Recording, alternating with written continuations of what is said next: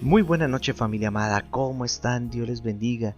Nuevamente juntos, nuevamente una hermosa oportunidad de parte del que más nos ama para poder hacer ese alto en el camino y tomar las decisiones correctas y cada paso darlo firme con la certeza y la seguridad de que estamos haciendo lo correcto.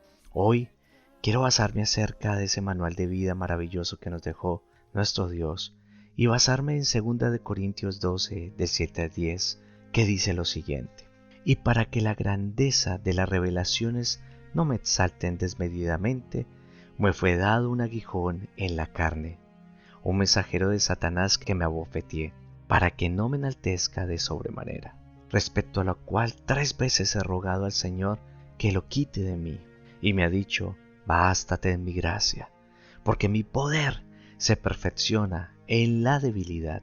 Por tanto, de buena gana me gloriaré más bien en mis debilidades, para que repose sobre mí el poder de Cristo. Por lo cual, por amor a Cristo me gozo en las debilidades, en las afrentas, en necesidades, en persecuciones, en angustias, porque cuando soy débil, entonces soy fuerte.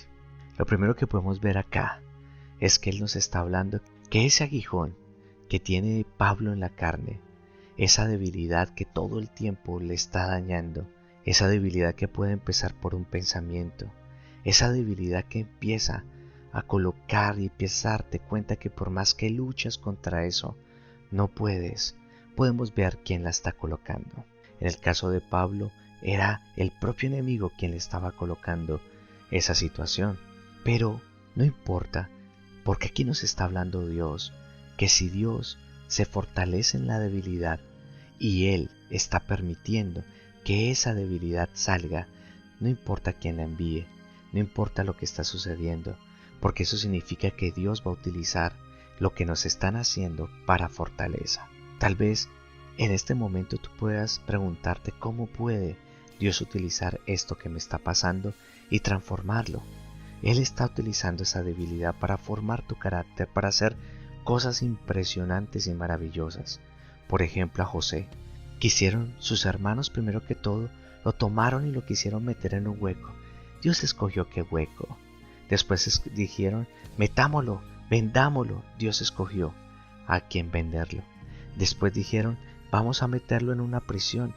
Escogió en qué prisión. Si el propósito de Dios hubiera sido otro, ni siquiera José hubiera sido tomado, sino que hubiera sido uno de los niños y hubiera seguido creciendo al lado de su papá.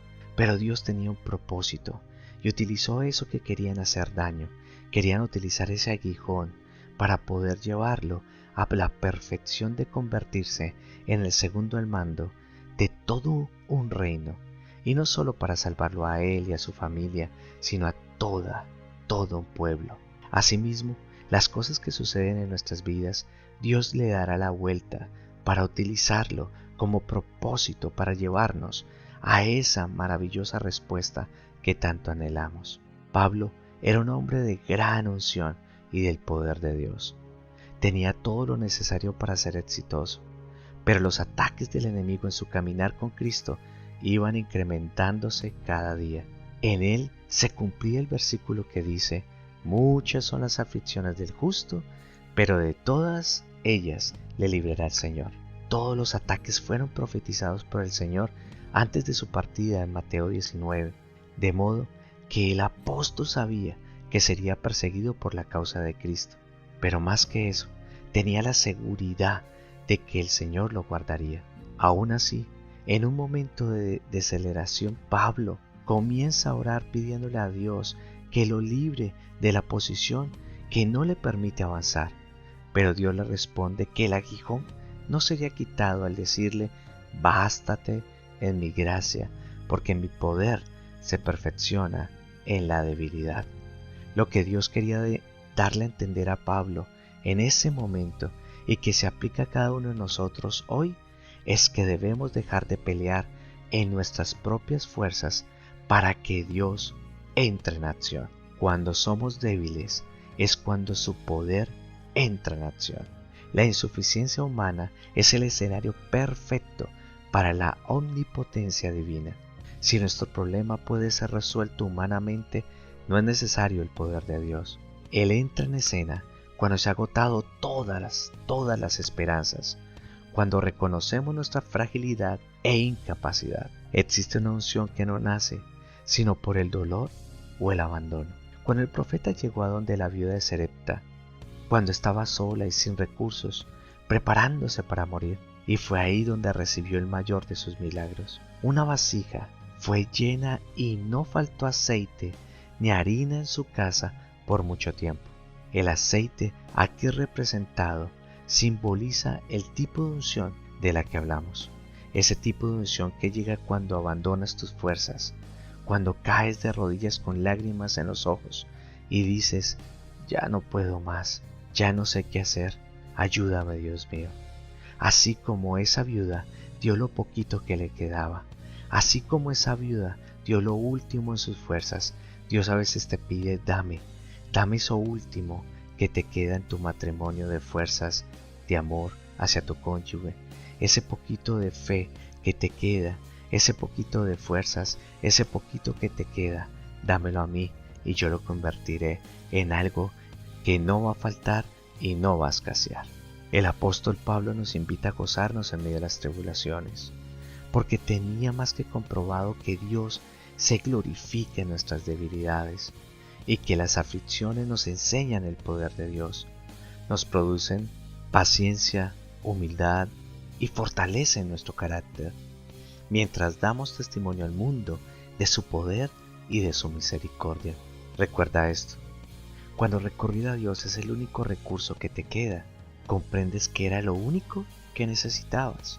Cuando llegas a la conclusión de que ya no hay esperanzas en lo natural, viene Dios en camino, haciendo sendas donde no las hay y restaurando las fuerzas del que no tiene ninguna.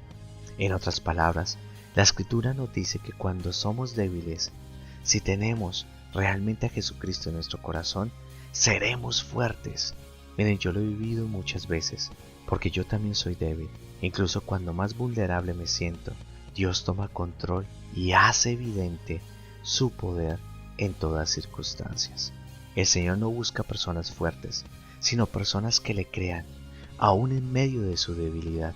Por eso, Jesús sanaba a muchos y luego le decía, vete y no peques más, no sea que algo peor te acontezca. Él no preguntaba, ¿ya dejaste de pecar para sanarte? O tampoco condenaba diciendo, si eres débil o pecador, no te sano. Al contrario, al sanar y aconsejar que las personas se alejaran del pecado, era como si les dijera, en tu debilidad, mi poder se perfecciona para sanarte y para darte perdón. Precisamente porque en ti no hay fuerza humana para lograr el milagro, Dios se glorifica haciéndolo, ya que será evidente que no eres tú quien hizo dicha obra sobrenatural. Dios está buscando a aquel que reconozca su debilidad para que Él se haga fuerte en ella. Tal vez has intentado cambiar la situación, tal vez has intentado cambiar a otras personas, pero recuerda, ni tus palabras ni tus fuerzas cambiarán ni la situación ni las personas. Será su poder que se va a perfeccionar en medio de lo que estés viviendo. Dios sabe de que eres débil, Dios sabe en qué flaqueas, pero si tú entregas esa debilidad, se convertirá en tu gran fortaleza. Dios siempre busca que tú te sientas realmente amado y cuidado por Él y que puedas disfrutar todo lo que Dios hace por ti. Tal vez no entiendas el plan, pero si entiendes quién está en control, te dará la paz y la tranquilidad de que todo se hará para tu bien. Ve y busca a aquel que te da las fuerzas y la fortaleza que necesitas. Si en este momento te estás sintiendo débil en alguna área de tu vida, es hora de hacer ese alto en el camino y hablar con Él esta noche y entregarle esa debilidad, entregarle eso que te hace flaquear, que te hace sufrir y que te duele, para que mañana te levantes lleno de toda la fuerza que da entregar tu debilidad. Ve y habla con el que más te ama, porque Él cambiará tu lamento en baile. Que tengas una hermosa y y bendecida noche.